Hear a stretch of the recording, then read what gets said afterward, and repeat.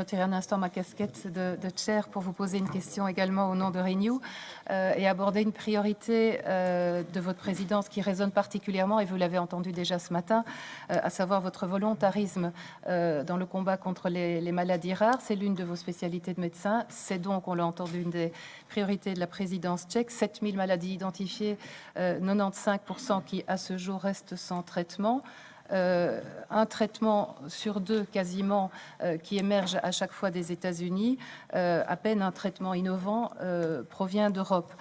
D'où mes questions peut-être plus précises pour ne pas répéter ce qui a été dit déjà. Et vous l'avez dit, vous allez organiser dans votre programme les 25 et 26 octobre, une réunion spécifiquement anglais sur les maladies rares. Vous avez répondu déjà à la question sur les achats groupés essentiels. Vous avez d'emblée évoqué la question sémantique de la définition du scope de ces maladies rares qui est essentielle.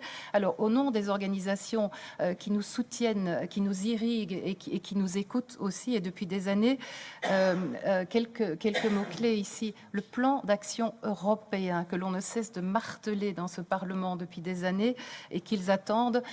Quand et comment est-ce que les patients peuvent espérer ce plan d'action européen? Et au-delà de ce plan d'action, quel levier pouvez-vous imaginer concrètement pour renforcer la cohérence de notre stratégie par rapport à tous les leviers législatifs dont nous disposons ou dont nous pourrions disposer?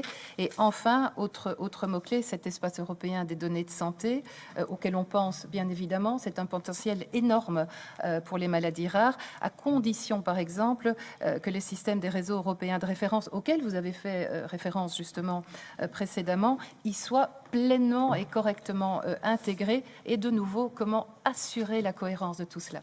Je vous remercie, Monsieur le Ministre.